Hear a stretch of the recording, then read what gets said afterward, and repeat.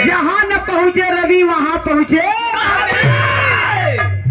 कवि जी संकेत कैलन हम ही नहीं कहत कि दिन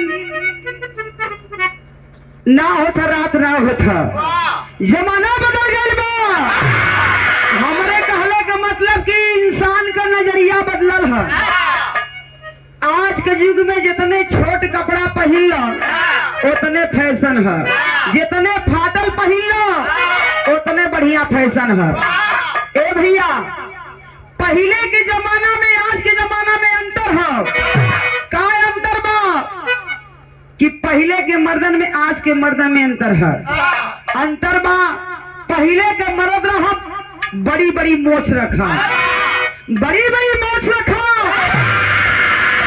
पहलवानी करे, लोहबन्ना लेके चलो, बनवे में रात दिन बिता दो।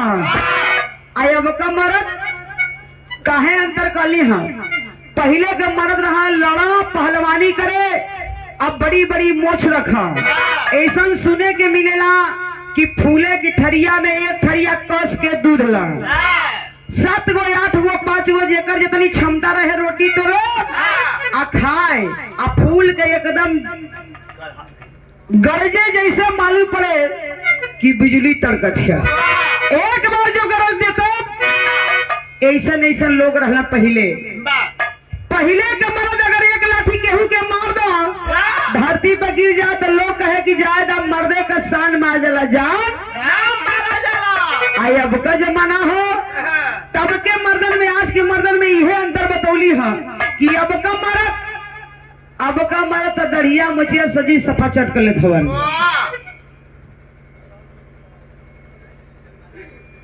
ए भैया एक जीन्स आज के दौर में चलल है कि कम से कम 10 जगह फाटल रहा था, बुझा था कि मुसड़ी न चले है। अब का मरद दाढ़ी बची सजी सफा चट कर लेत हवन।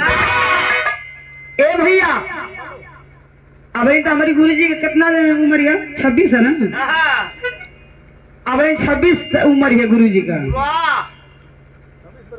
यही से ना आइले मुछिया भाई ना 26 वर्ष की उम्र है। आ छोट बेटवा गुरु जी का हो गया कितना का 14 वर्ष का। अब आप लोग अंदाजा लगाइए वो ऐसा तो ढोलकिया हारमोनिया तो बेचारी 55 साल का। ए भैया खर कोनो बात ना है, इधर से हमान का तो 40-50 साल का ही आई 60 साल का आई मास्टर हो गई है। भट्ठा मालिक हवेंगे तनी गौर से आप लोग देखिए, भट्ठा के रखवाली करेला। यहाँ एक लाइन बिरहा में गजल है मास्टर, कैसे?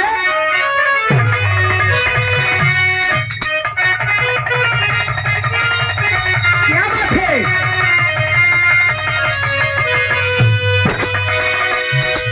यह गजल है कोई दोस्त दावत दिले बा। एक दोस्त को एक दावत देता है, दोस्त पहुंचा है तो जब जाम से जाम छलकल है तब कवि जी लिखलन ये गजल है, कैसे?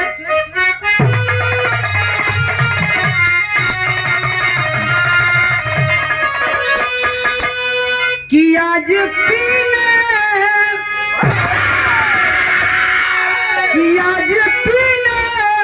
की दावत है यारो,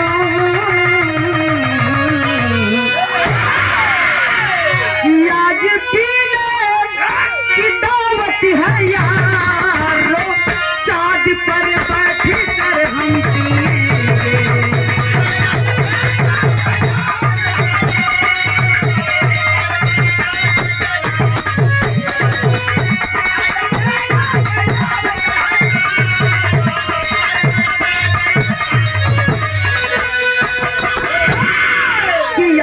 पीने की दावत है यारों,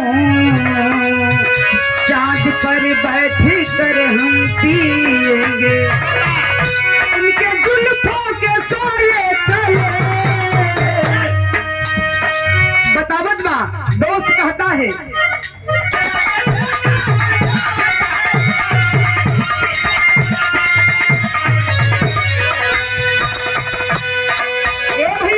ई तो गजल रहा, लेकिन एकरा ले सुघर बिरहा में कभी जी भाव दिलन तनी वो दिन याद करो ए भैया वो दिन उ तारीख उस समय वो हालात अगर रहो तो ना हमनी का शांति से दो शब्द खड़ा होकर दोनों के भैया कुछ कही पौती जा और न रहुआ लोग बैठ के दो शब्द सुन पौती बिरहा में कभी जी भाव दिलन तनी वो दिन याद करा कौन दी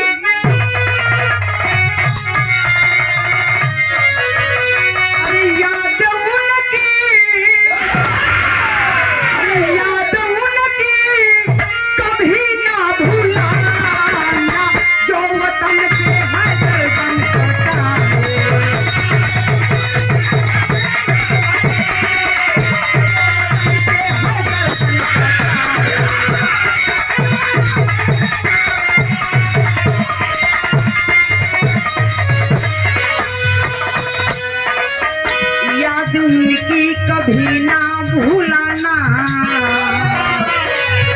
जो वतन के हैं गर्दन काटाए शहीदों को मस्तक झुकाना खून को पानी जैसे बहाए पानी जैसे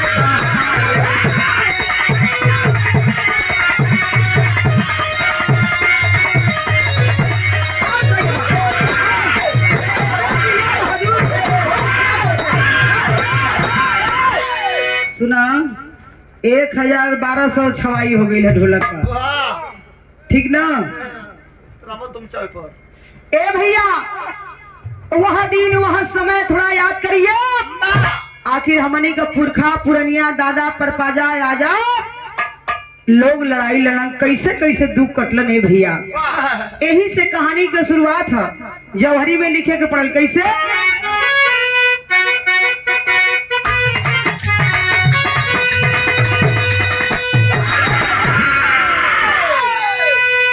यही से कहानी का शुरुआत है मास्टर बाजा वाले भैया आज तो हर मशीनिया चो चो करके बैठे थे तने के बढ़ावा देखो बढ़ावा मर्दे मुस्कियात का वैसे हेलो हेलो देखो डाउन ना होके भैया हेलो हाँ देखा तो खुदे अंदाजा लगाओ के चाहिए कहना हो ऐसे मास्टर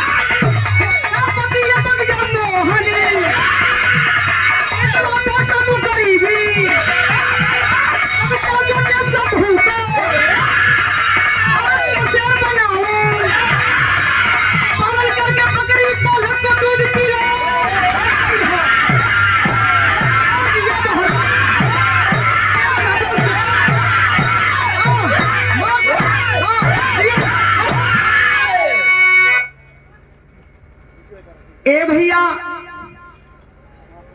यह उस समय की बात है जिस समय हमारी भारत माता जंजीरों की बेड़ियों में जकड़ी हुई करा रही थी हमारा हिंदुस्तान अंग्रेजों के अधीन था अंग्रेजों का गुलाम था मेरे साथियों उस समय प्रांत पंजाब में एक छोटा सा गांव बा कहरपुर कहानी पे ध्यान दे बिरहा दे आप लोग बड़ा सुनीला धुन दर्द तमाम आप लोग रेडियो रिकॉर्ड से सुना करते हैं लेकिन कहानी कबो कबो सुने के मिलेगा गौर करेंगे बाबू प्रांत पंजाब में छोटा सा गांव कहरपुर का रहे वाला जगमोहन पाल रहलन पत्नी का नाम बतावल गई सविता पाल गौर करेंगे बड़ा गरीबी में जिंदगी काटत बने भैया गरीबी में दिन बितावो सविता पाल और जगमोहन पाल का प्रतिदिन का काम रहल अक्सर रउआ लोगन के बिरादरी में ऐसा होला कि लोग भेड़ी रखे। आज जगमोहन पाल गरीबी में जिंदगी काटत हवन, बड़ा दिन की बात। भेड़ी बकरी रख के अपन जिंदगी काटो, वही के दिन भर ले जाए जगमोहन पाल चरावे, खियावे पियावे, शाम के लिया के अपनी झोपड़ी में बांधा। ए भैया, बहुत दिन की बात, एक खेल लड़का पैदा भइल। लड़का पैदा भइल और लड़का का प्यार से नाम शंभू रखलन। शंभू पालन पोषण करता लोग। धीरे धीरे शंभू 5 साल का भइलन, 6 साल का भइलन। ओ समय देखे शंभू जब 5 साल का भइलन हो, 6 साल 7 साल धीरे धीरे उम्र बढ़त बा। जगमोहन पाल का सोच रहल कि हमार बेटवा भइलन, भगवान एगो देवो कैलन। सविता पाल दोनों पति पत्नी अपने में राय बैठौलन कि बेटवा हमार तनी होशियार हो गइल बा, एकरा के पढ़ावे लिखावल भी जरूरी है। आप पढ़े, इ तो अंग्रेजन का कहर बा, अगर लड़का हमार ना पढ़ पावत हो तो लड़का के हमनों को कुछ ना कुछ बनावल जाए। ए भैया देखे, वो बकरिया का दूधवा, भेड़िया का दूधवा, तो भेड़ी के दवाई भैया दवाई से भी बढ़ के काम करेला, मिलबे कहाँ करे उतना। लेकिन बकरी का दूध दूह के, भेड़ी के संजोग से दूध दुहा और दूधवा के दूह के ओ शंभू बेटवा के पियावा खियावा रोज सुबह शाम। एक थे मोहन यादव का अखाड़ा चलत रहा वही धरती पर। मोहन यादव के पास ओ शंभू के ले जाके लोग कहलन, जाके कहलन कि पहलवान हमन गरीब आदमी है, या दोनों पति पत्नी पहुंचलन, ए बेटवा के, हमरे बेटवा के तू पहलवान बनाता, सरकार तो बड़ा उपकार होता। ए भैया, अंग्रेजन का कहर छौले बा, प्रतिदिन का काम रहल अंग्रेजन का कि आके और शंभू के घर से आवा, जबरदस्ती एक भेड़िए उठा ले, ना मिले बकरी उठा, बकरिए उठा ले जाके पकड़ के थाना में अपन जश्न मनावा, थाना में जश्न मनावा। शंभू देखत बा, सोचत हन कि अरे हाई हम इतना छोट हई, हम आखिरकार एकने से लड़ाई करब त कैसे करब, हमारे माई बाबू लिया के कहाँ ढाहेलन। ए भैया, धीरे धीरे शंभू सियान होत हवन, जवान भइलन। आज जब जवान भइलन, ए बाबू अखड़वा पर लड़त हवन बढ़िया, खूब मजे का लड़े लगलन। आज जब लड़त हवन तो खूब बढ़िया पहलवान हो गइलन। आज जब पहलवान भइल हवन, इधर रोज देखा सोचे लगलन कि तब तो छोट रही तो ई कुल कहर ढावे कैलन, आई अब सियान हो गई तब ऐसा ना होके दे। ए भैया, एक दिन शाम की बेला में दरवाजा पर बैठल हवन शंभू पहलवान, वही समनवा बैठल हवन। तब तक अंग्रेज शाम की बेला में अलन अपन व्यवस्था लेके, लपक के भैया जब बकरिया खोले गई हवन, बकरिया खोले हवन, तब तक देखे पहलवान मनई बर्दाश्त ना कैलन हो, शंभू पहलवान दौड़ करके जाते हैं। जैसे ही मम्मा लोग निहुर के खोलत हो, तब तक दौड़ते हुए जा रहे हैं, जाके पहलवान मनई 2-3 जने के अकवरिया में पकड़ ले। जब अकवरिया में पकड़ ले भैया, तो जब अकवरिया पकड़ा तो पहलवान मनई ऐसे लोगों के पकड़ के दबल हल्ला के खून फेंकने लगल। एक अंग्रेज को मौका मिलता है, फरार हो जाता है, भाग जाता है। इधर शंभू पहलवान जब इतने काम कैले हवन, तीनों अंग्रेज तो मर गए, लेकिन एक दौड़ करके भाग जाता है, फरार हो जाता है। इधर शंभू पहलवान के अंग्रेज अपने में जब ये खबर के पौलन तो खोजत हवन हो, आखिरकार कौन अपनी माई का दूध पियले है, कौन अपनी माई का दूध पियले बा। जब चर्चा भइल अंग्रेजन में, तब शंभू पहलवान के कैले का हमन लगलन सब खोजे। आज जब खोजे लगलन तब भाई का मास्टर यहाँ गीत लग गई।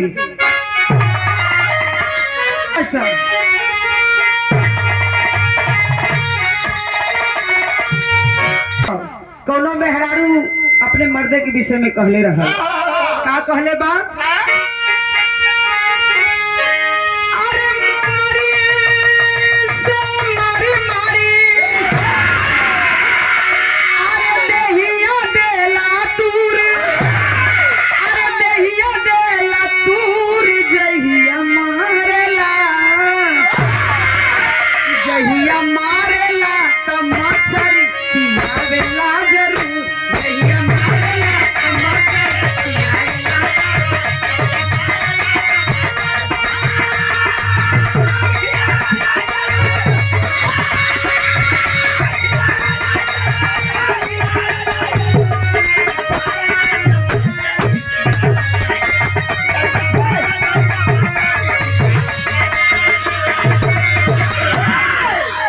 देखे यह गीत है। अरे मुंगरी से मारी मारी अरे दहिया देला तूरी अरे दहिया देला तूरी जहिया मिया मारेला तमाचरी की मारेला जरूर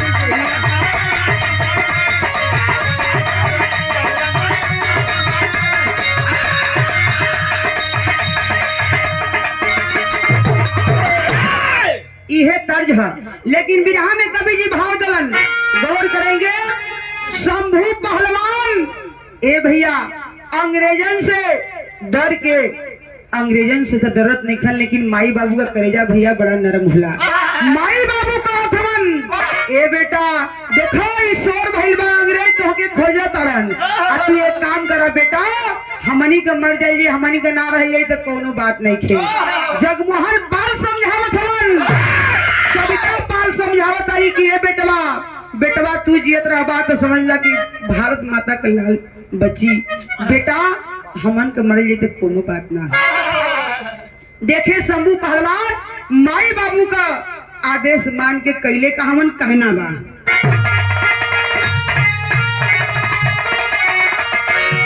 अरे शंभू पहलवान कैले, अरे शंभू पहलवान कैले, अरे मन में गरूर, अरे हाय मन में गरूर जहिया पहिए बेईमानवा तुम्हारी हाजर जहिया पहिए।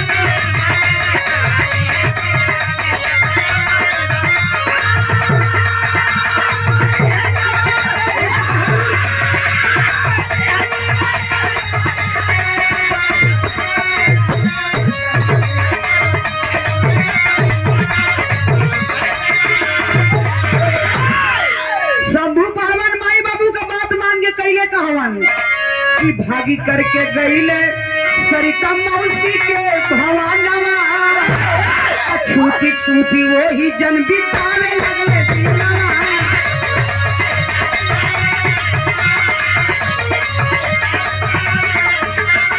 अरे कैली दुलार ममता, अरे कैली दुलार ममता, अरे बहिनी भरपूर, अरे बहिनी भरपूर जहिया पहिए बेईमानवा तुम्हारी हाजर।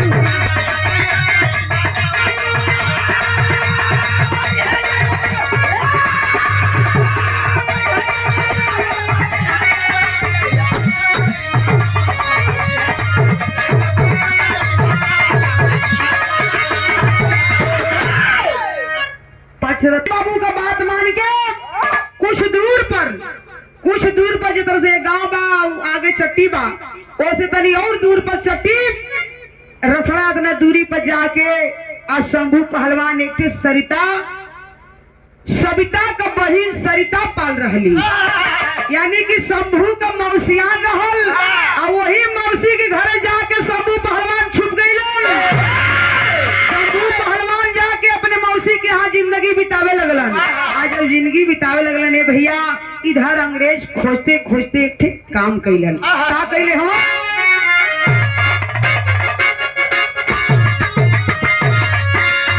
बहुत अच्छे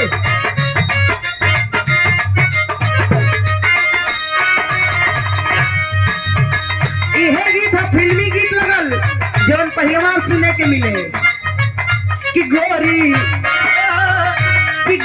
कब से हुई जवान बंदा ले आई अपने साथ।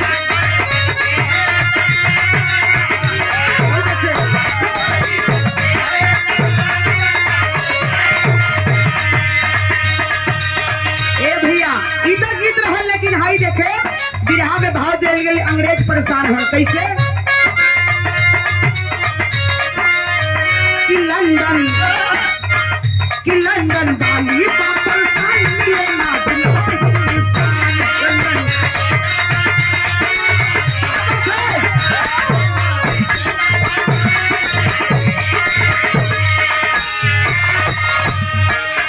अंग्रेज परेशान हुन खोजत परेशान होके गईलन। जाके सविता के घरे पहुंचल हुन, डांट करके आवाज लगाते हो उस शुद्ध बोली ना पाओ को हिंदी है कि हाँ कहिए को। अंग्रेज जब पहुंचलन जाके सविता से पूछे लगलन बता बता तुम्हारा बेटा कहाँ है। ए भैया महतारी का कलेजा वही तरह से नरम होला। आज सोच जाती है माँ सविता पाल कि हमार बेटवा जियत रही तो सब कुछ हवे। जगमोहन पाल के पास पहुंचलन बताओ बता जगमोहन तुम्हारा बेटा कहाँ है। ए भैया आप देखे बेटा का पता ना बतावत हो। आज माई बाबू के पकड़ के अंग्रेज घोड़ा पे अपने सवार हो जाते हैं, हाथ बांध दिए और घोड़ा पे सवार होकर के दोनों पति पत्नी के घसीटते हुए थाना में लेकर के जाते हैं। ये भैया थाना में लेके गईलन हो उस समय हाथ में हथकड़ी लगा दिए, पाँव में बेड़ी लगा दिए। आज सविता पाल से जगमोहन पाल से मार मार के पूछे लगलन हो का पूछत हो विदेशिया में भाव दिए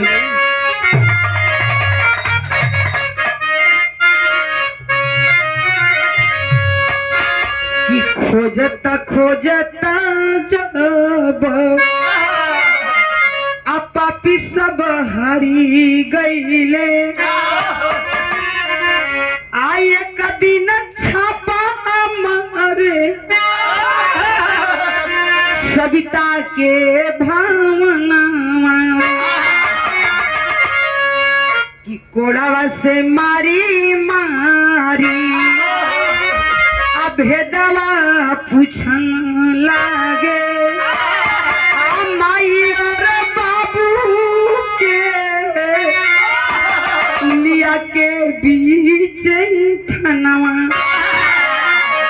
कि कोड़वा की मरिया हो आज जगमोहन नहीं सही पवले आली लड़ा पचोटी लागल अकबक करेला। कोड़ा से मार मार करके जगमोहन से पूछना शुरू किए बता बता जगमोहन तुम्हारा बेटा कहाँ है। ए भैया कितना हो कोड़ा कवार करत हवन लेकिन मारे अगर चेहरा पर मारे तो शंभू जगमोहन शंभू का बाबू आज मुहवा चेहरा घुमा ले, इधर मारे तो इधर कर ले, इधर मारे तो इधर करे। ए भैया मजबूर है बाहरे बाप बेटवा खातिर सोच जाते हो जगमोहन। इतनी मार मारल अंग्रेज कि अचानक लीलार पर चोट लगल। आज जब चोट लगल हो भैया तब बेहोश हो गईलन। अब बेहोशे ना भइलन ईश्वर का निगाह फिरल टेढ़ भइल तो जगमोहन वही थाना में प्राण के तज दिहलन। पहला तो मतलब कि जगमोहन पाल ये दुनिया के छोड़ के चल गिलन। गरीब आदमी हाई देखे सविता पाल पति के हालत के देख के रो थी। वही कोड़ा से मार मार के सविता से पूछत हो अंग्रेज का पूछलन भाव लगल वही पर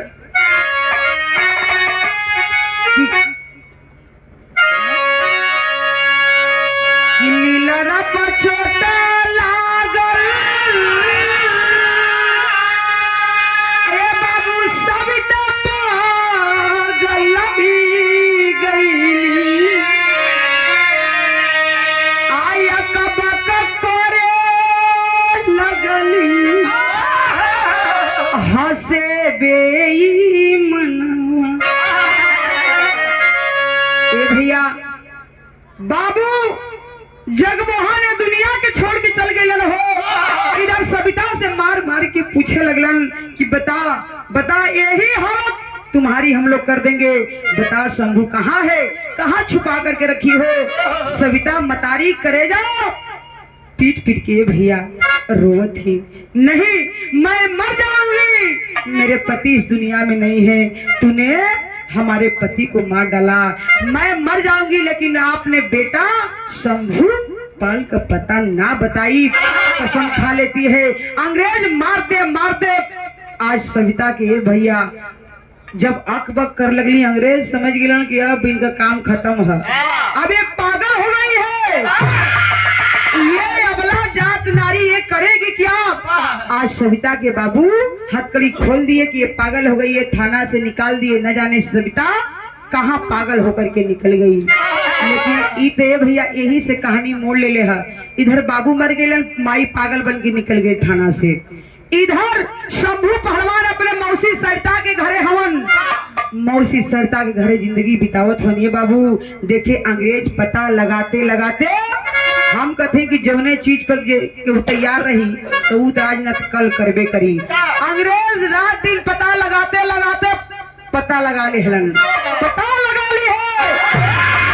और जब पता लगा करके बाबू अंग्रेज पहुंच जाते हैं सरिता मौसिया के घरे। आज शाम की बेला में जब पहुंचल हवन तो उस समय संजोग से शंभू पहलवान कहीं गई हलन, कहीं गई हवन। तब देखे भैया भैल का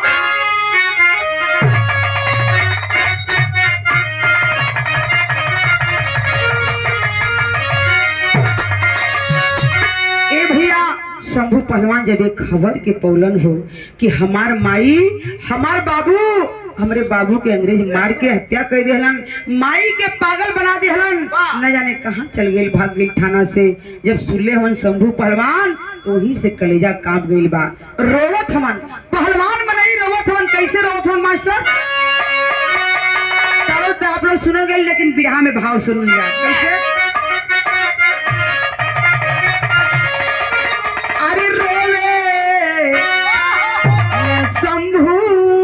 से अरे रोवे ले शंभू बरसे झर झर नयन हमारा,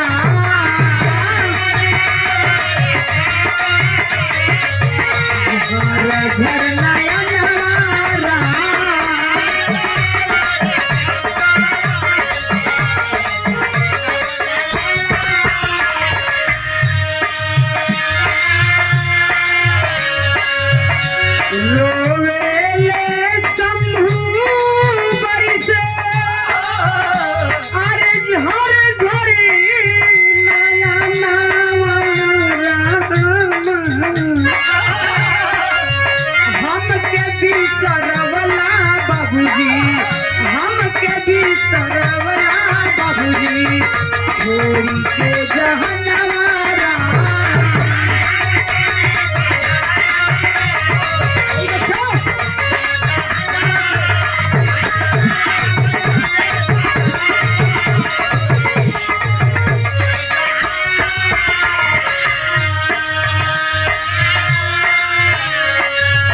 माई के सहारा रोहल वो पागलरी।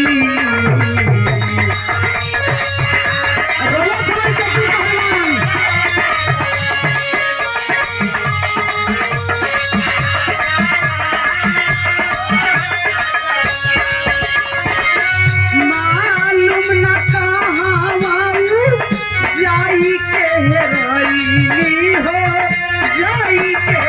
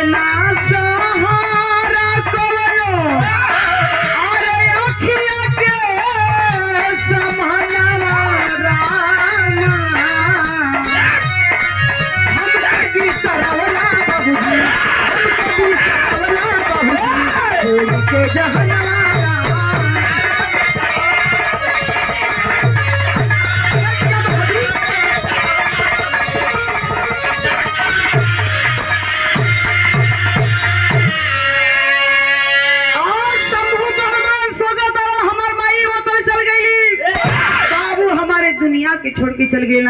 अंग्रेज इतनी इतनी बुरी हालत कैलन है भैया। देखे रोवत हवन, लेकिन कहल जला कि होई है वही जो राम रची। इधर शाम की बेला में अंग्रेज पता लगाते लगाते आ गए हवन, आ गए सरिता मौसी के घरे। आज जब अइले ने भैया सरिता मौसी संजोग से भेटा गई शाम की बेला में। ओ समय शंभू पहलवान कहीं चल गए हवन। इधर सरिता मौसिया से अंग्रेज अलग कोठरी में एक थे बरंदा टाइप रहल कोठरी, वही कोठरी में बुला के अलग सविता के समझावत हवन। अंग्रेज कहलन कि सुनो, हम लोग एक बात कर रहे हैं, तुमसे किसी से कहना नहीं है, मेरी बात सुनो। ये पिस्टल है, हाथ में 6 गो गोली लोड करके हाथ में पिस्टल थमोले हवन, इसको पकड़ो और जो हम लोग कर रहे हैं इस बात को ध्यान से सुनो। देखे भैया, पहले जितने धरती पर वीर लोग रहन, ये देश के आजाद करौला में मर्द लोग रहलन, जितने मर्द रहना ये देश के आजाद करौला में, उसे तनिको कम ना मर्दो ये धरती पर ना रहे। काहे कि अंग्रेजन का चट देने मुख्य वीर बन जाए। आज भी ये बात है, आज भी ये बात है, प्रमाण है, आप लोग जान सकते हैं, समझ सकते हैं। लेकिन देखे शंभू पहलवान के विषय में अंग्रेज बतियावत हवन, कहलन कि सरिता ये पिस्टल लो, इसमें 6 गोली लोड है। और इतना ही नहीं, एक बात ध्यान से सुनो, जब शंभू पहलवान, हम लोगों को ये पता लग चुका है, जब शंभू पहलवान आएगा रात में खाना खा करके सोएगा तो ये 6 को 6 गोलियां उसके सीने में उतार देना। लेकिन इतना ही नहीं, एक 5 लाख रुपया लो, हम लोग तुम्हें इनाम के रूप में दे रहे हैं। भाई का मास्टर तेरी के भाग देंगे।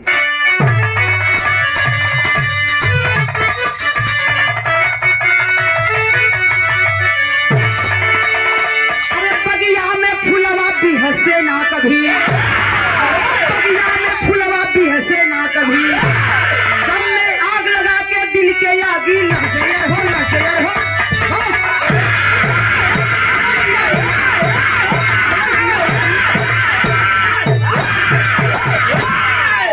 दिल में आग लगा के गम के आगी लहसे, बगिया में फुलवा भी हंसे ना कभी। ए भैया, अंग्रेज समझावत हमें सरिता मौसी के, का कहलन कि पता लगाकर पापी, अरे पता लगाकर पापी सरिता के घर आए हैं, अरे 5 लाख रुपए की लालच उसको तुरंत धराए हैं।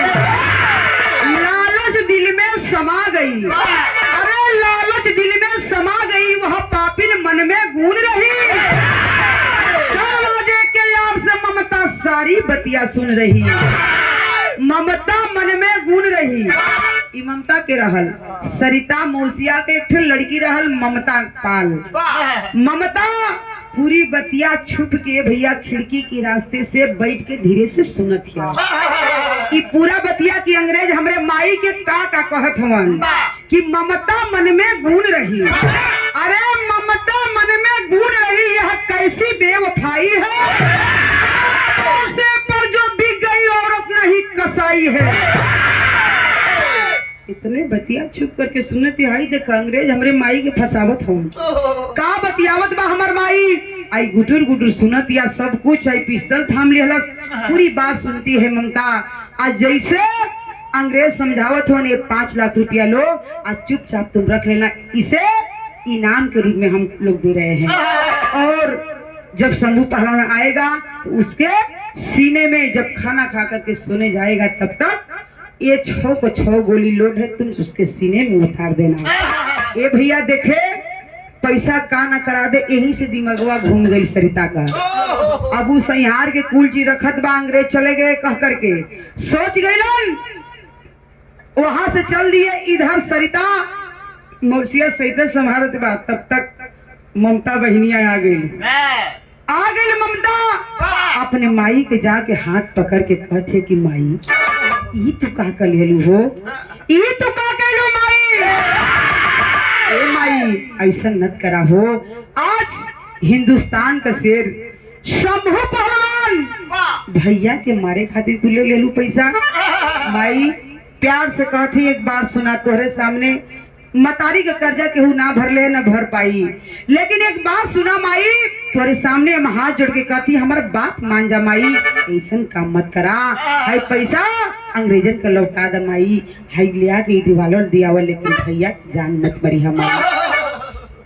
सरिता तनी एने ओने अपन मूड घुमावत बा। ममता कहती है कि माई बहका मत, आप बहक जेबू तो एक बात सुना, हम भुला जाए कि तू हमर माई हो। का कहले बा गीत लगल मास्टर।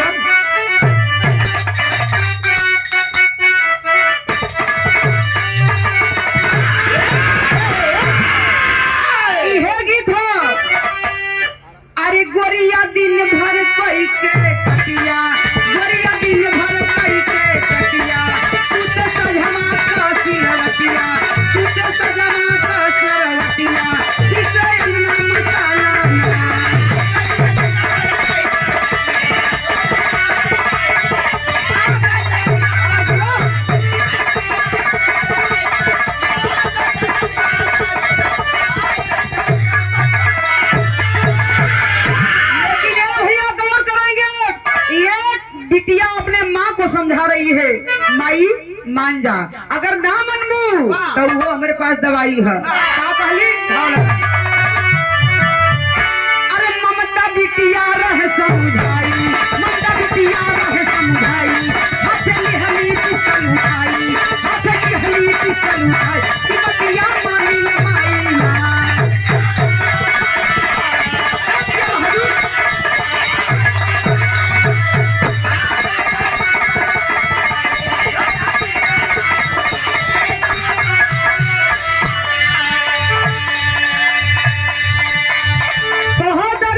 ए माई सुना, शंभू भैया के तरफ तनी तू आंख मत लगई है, आंख मत गई है माई। कहत है अरे हिंदुस्तान, शंभू भैया हिंदुस्तान का शेर हो, हिंदुस्तान का शेर हो। माई अगर हमार बात ना मनबू तो सुन ला, भाई हेलल पहलवान के कहले पर, अंग्रेज के कहले पर तू अपन इतना जलवा दिखावत क्यों? भैया के मारे के तैयार भइलू हो। अरे हिंदुस्तान का हीरा शंभू, अरे बनी है नहीं निशाना, अन्ना मनबूता ये माई हम सच को ही ला माना। हेलल पहलवान अन्यायी, हेलल पहलवान अन्यायी, चलत तालें जब सुनाई, चलत तालें जब सुनाई, कि बतिया मारी ला माई ना। अरे ये देखो क्या बात है।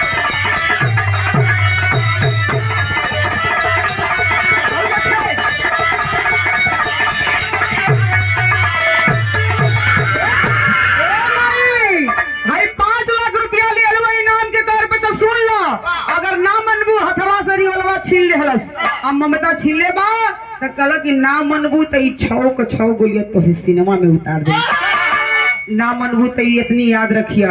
ले लेती है हाथ में रिवाल्वर, आज मतारी कापे लगल, चल बिटिया जैसन तो इच्छा हुई, ले करके चली जाती है दूसरे कमरे में। रात बीतल बहो, अंग्रेज समझ गए कि अब तो शंभू पहलवान मर ही गया हो गया।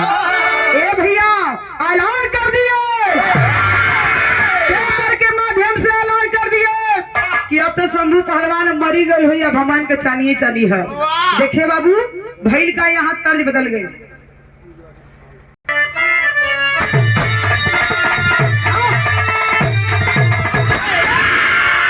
ये तर्ज है, अरे माता हो ललनवा दे दो,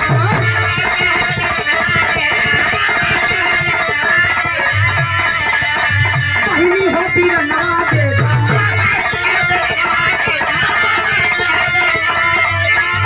सवा के ताम ले आओ, सवा के ताम ले आओ, ललनवा दे दो, माता हो ललनवा दे दो।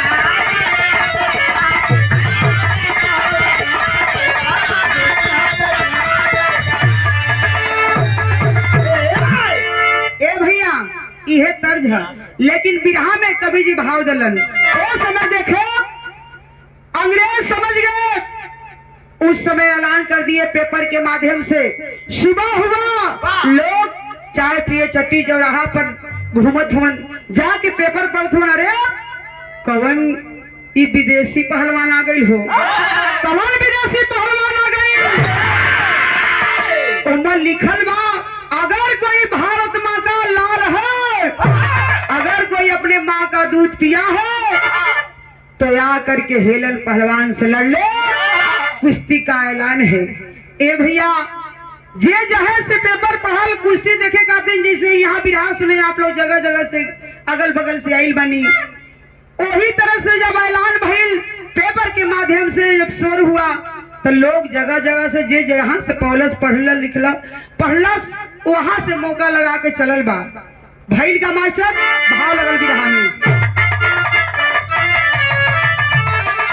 अरे शंभू पहलवानवा गरजे,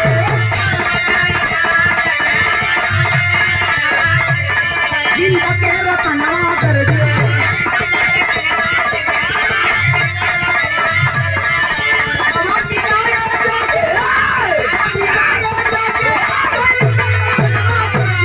शंभू पहलवानवा गरजे।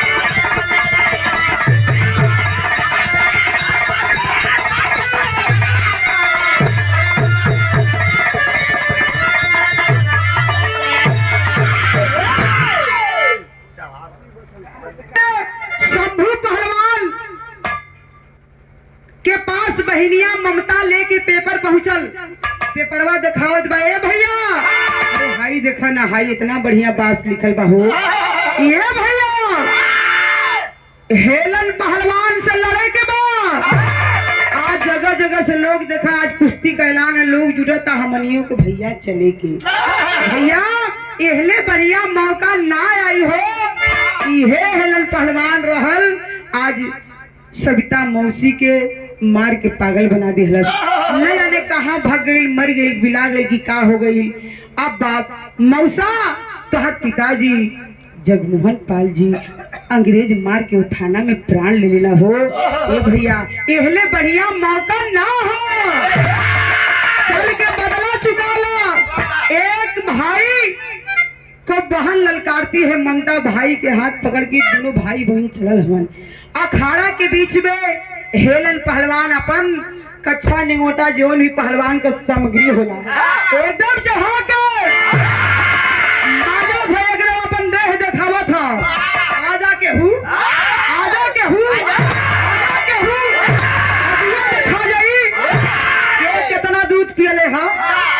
ए भैया हेलन पहलवान वही अखाड़े में गरगद मचौले हा। शंभू पहलवान ममता बहनिया वही भीड़ में पहुंचल हवन। चारों तरफ से भीड़ बा, बीच में अखाड़ा बा। ममता बहन भाई शंभू दोनों बैठल हवन। जब ही गरजत बा तब वीर कहाँ बर्दाश्त करे वाला हो। ए भैया कहल जाला कि बांस के नीचे बांसे होई, पैदा ना होई हो। मात बिन बछरू पिता बिन घोड़, ना ढेर तक थोड़े थो। ए भैया ना पूरा आई तो तिकार जरूर हो जाई। आज देखे खून का असर पड़ेला। शंभू पहलवान सोचत तरन हई देखला एहले बढ़िया हमारी खातिर मौका ना है। जब हेलन पहलवान गरगद मचौले हा तब तैयार भइल हवन। आज जब शंभू पहलवान तैयार भइलन तब पहुंचल हवन अखाड़े के पास। भइल का वही अंदाज में बात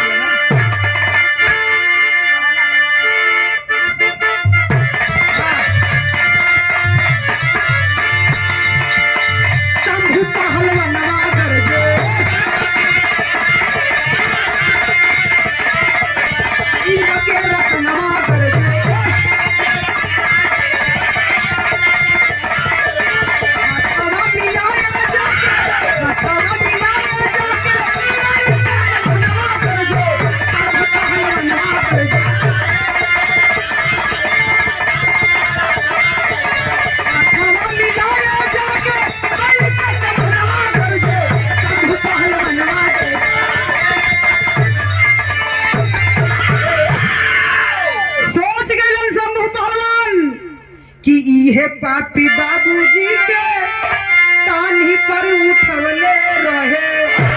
थाना में कोड़ा हनी हनी पापी पर चलवले रहे।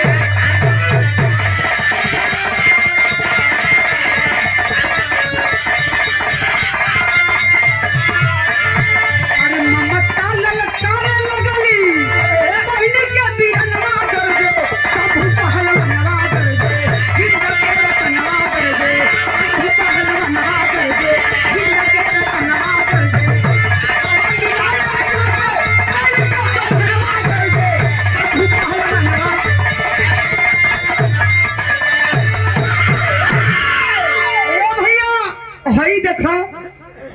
देख के सोच गए बहनिया पानी चढ़ा देत बा। ए भैया अरे चला ऐसे जल्दी मौका ना आई हो, पहले बढ़िया मौका ना आई भैया। बदला चुकोले के ये चाना सा शंभू पहलवान न आओ देखलो न ताव देखलन, दौड़ते हुए जाते हैं जाके अखाड़े के बीच में हेलन पहलवान गरगद मचौले हा। एकदम अपन रंग जमावत है कि हमारे जैसे केहू पहलवान ना है। तब शंभू पहलवान पहुंच गए, पकड़ के पटक के बाबू सिनेमा पर चढ़ गए। और सिनेमा पर चढ़ल कल बोले पापी, बस तबे से यही तरह गरगद मचौले रहे। देखले ना देहाती पट्टा में कितना दम होला। देख अब तोर का कोनो चारा चला था बता, अब तोर साथे का करी। देखे बाबू यहाँ पापट में भाव दिहल गई।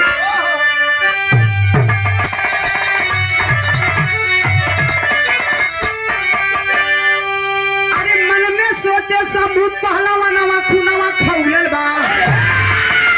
मन में सोचे शंभू पहलवानवा खुनवा खौलल बा। आज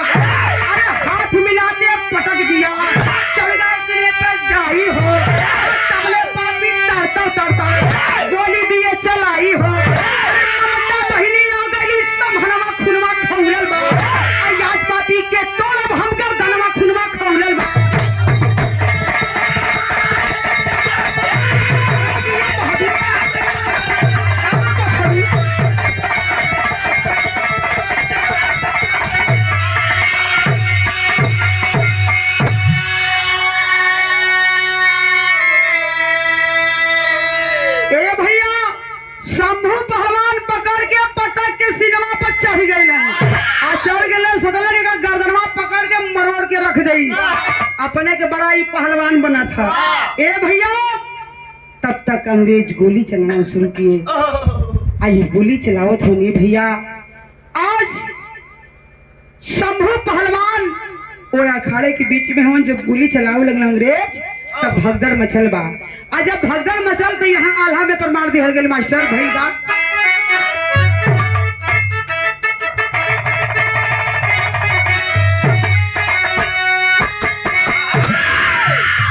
गोली चलावले हवन ममता बहनिया देखत बा। भगदड़ मचल जे जहे भागे लगल ते तहे भागे लगल।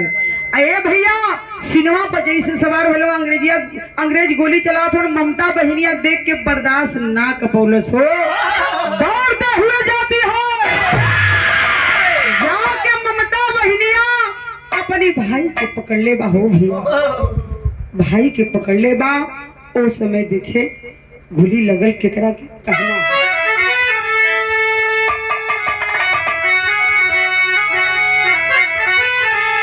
अरे झंखेला बिरलवा लेके, अरे झंखेला बिरलवा लेके हाय बहिनी कलसिया भैया।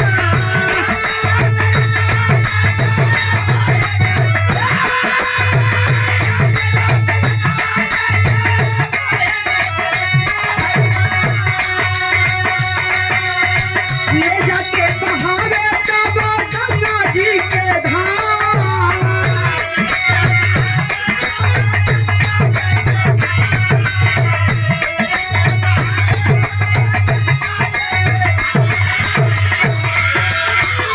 ए भैया अंग्रेज इतना गोली चलावल हो ममता से बर्दाश्त ना भइल हो भैया। जाके भाई के भारतवार पकड़ ले बा। आज जितनी अंग्रेज गोली चलौलन ये बाबू भगदड़ तो मची गई जो जहे भागल देता है। लेकिन जितनी गोली अंग्रेज चलौले हन बहनिया के ममता शरीर में लगल हो। ममता वही अखाड़े के बीच में ये भैया दम तोड़ दिहलीन। कहला का मतलब कि ममता और अखाड़े के बीच में दुनिया को छोड़ के चली गई। भाई बहन की लाश को लेकर के बाबू झंक रहा है, देख रहा है। तब तक ले करके जाता है भाई बहन की लाश को गंगा जी में प्रवाहित करने के लिए। जैसे गंगा जी के तीरे पहुंचलन शंभू पहलवान बहनिया के लसिया के दहवाए बदे सोचलन कि अबे पापिन के बीच में हम कैसे बहन का अंतिम दाह संस्कार करी। लेकिन ले जा करके बाबू गंगा जी के किनारे दहवाल चाहत हो।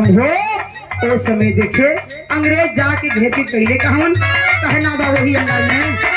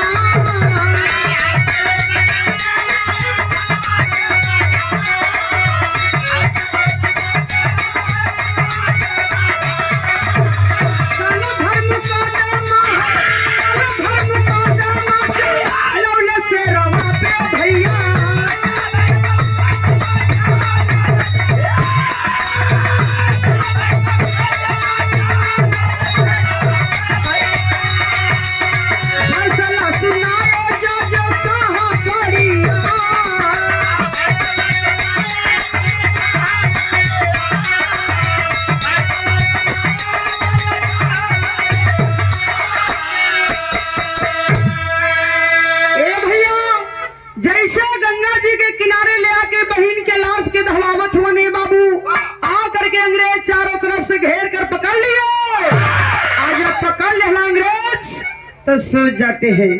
हाथ में हथकड़ी पांव में बेड़ी लगा करके शंभू पहलवान को लेकर गए, थाना में डाल दिए, जेल के कटघरे में डाल दिए।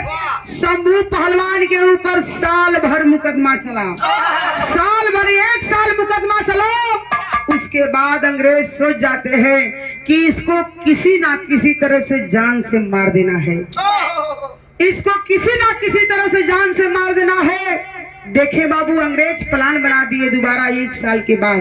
का प्लान बनौले हो मास्टर? आधा नंबर 2 लगल।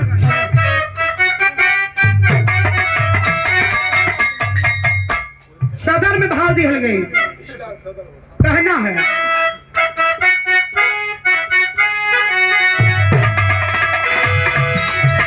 अगर पटकाई जाई फांसी पर चढ़ई हा, अगर पटकाई जाई फांसी पर चढ़ई हा, पटकी चकरिया लोगन गलिया के बखार, पटकी चकरिया लोगन गलिया के बखार। भिड़ी गई ना समूह पहलवानवा, भिड़ी गई ना समूह पहलवानवा, पटकी के ढेला सोकर कहिए हो उखार, पटकी के ढेला सोकर कहिए हो उखार। तारा गोलियां चलावे बेईमानवा, तारा गोलियां चलावे बेईमानवा, माया खाने में करवा हो जिहार, माया खाने में करवा हो जिहार।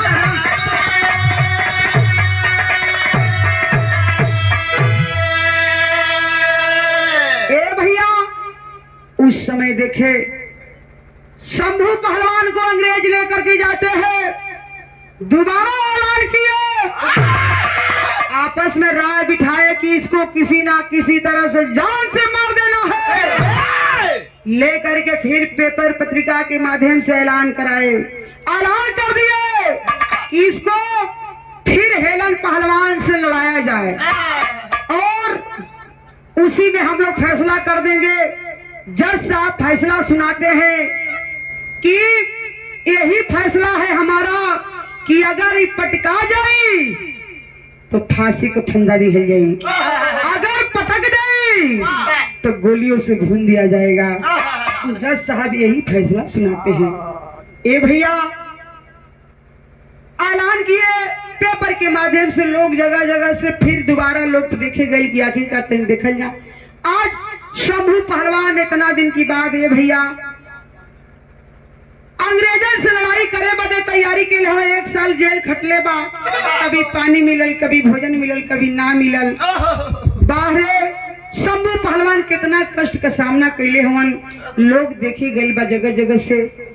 ठीक उसी तरह से बीच अखाड़े में हेलन पहलवान ललकार मचा रहा है, हाहाकार मचा रहा है। आज कोई अरे अपने माँ का जो दूध पिया है तो आकर के हेलन पहलवान को परास्त कर दे।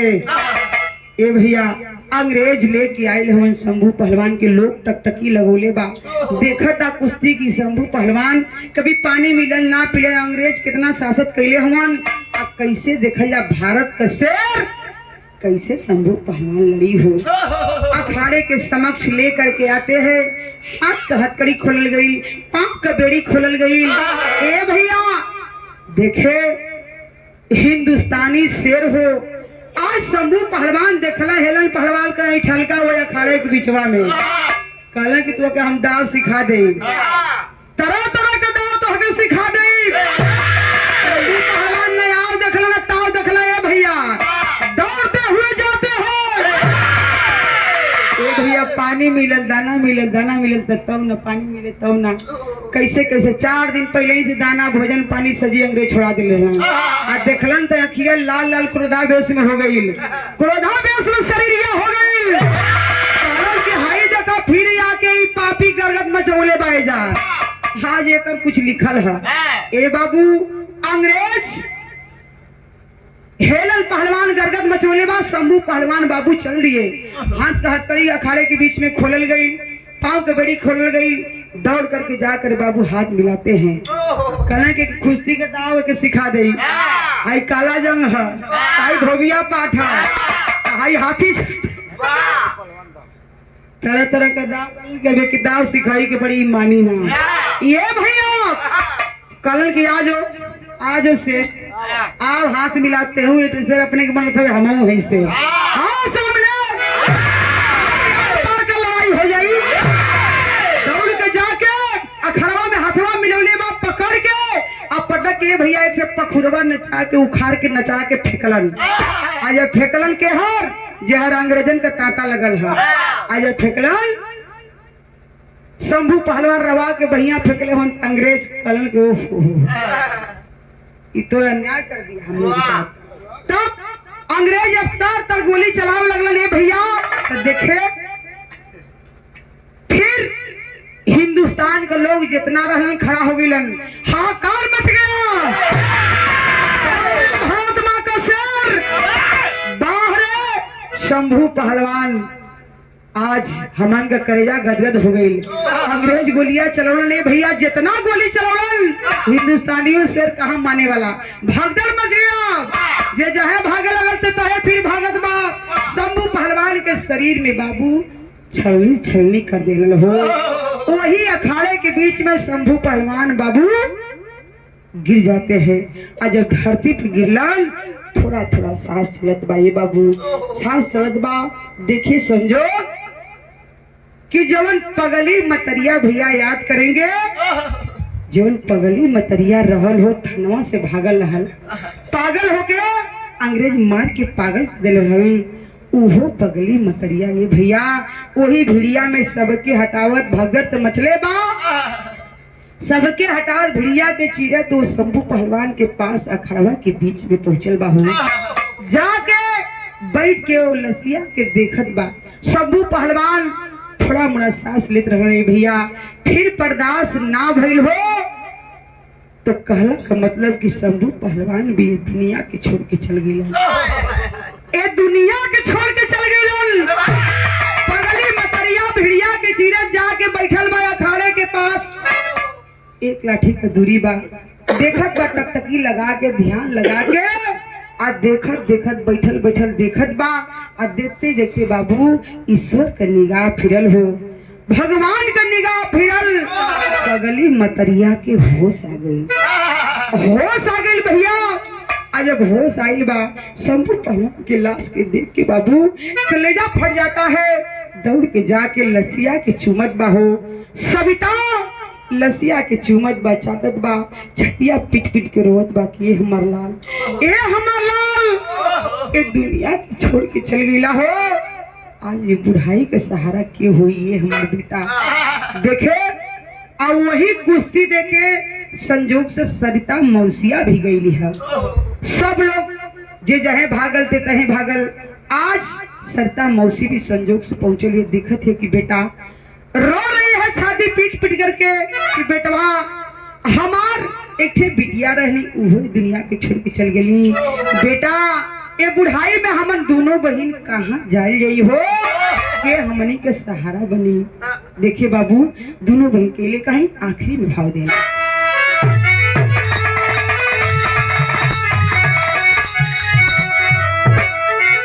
कहना हो।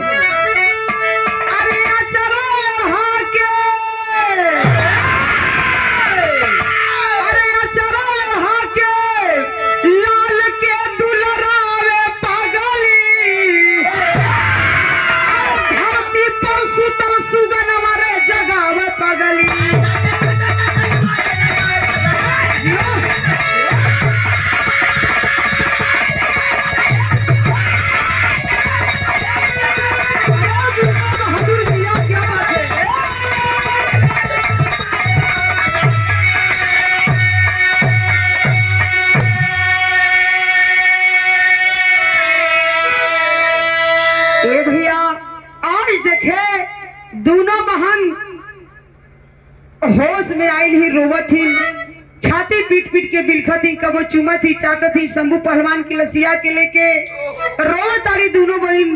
बेटा हमनी के बुढ़ाई का लकड़ी डाला हो, दुनिया के छोड़ के चल गईला बेटवा, हमन की करे सहारे जियल जाई हो। दोनों बहन रोवत ही।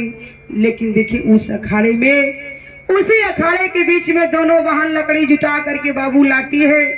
उसी अखाड़े के बीच में चिता सजाती है। चिता सजा करके बाबू सविता सरिता दोनों बहन परिक्रमा करत ही। और परिक्रमा करके बाबू मुख में मुखाग्नि देहली हो। जब लसिया हु करके जरे लगल तो उस समय दोनों बहन हाथ में हाथ मिला ले कहली कि बहन तुम्हारा भी कोई सहारा नहीं है, मेरा भी कोई सहारा नहीं है, अब हम लोग इस दुनिया में जी करके क्या करेंगे बहन। भाई का भाव लगा कि बिलख पड़ी सविता सरिता जब लाल चिता पर सोया है,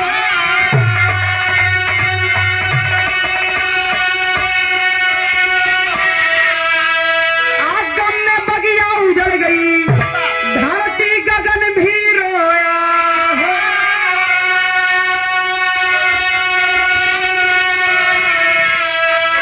अरे दुनिया पीछे तनमा, दुनिया पीछे तनमा भाई जरावे लगली, धरती पर सुतल सुगन मारे जगावे पगली।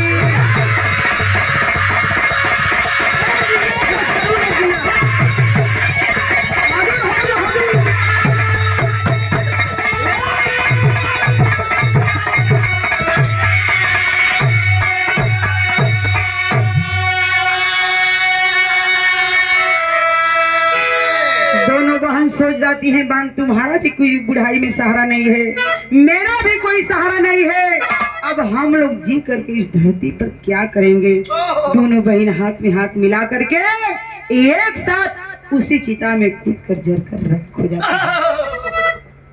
यही कहानी का अंत हुआ। तो हम कही लाए भैया जितने देश के आजाद करोला में मर्द लोग का भूमिका रहा उसे तनिको कम मेहरारू को भूमिका ना रहा।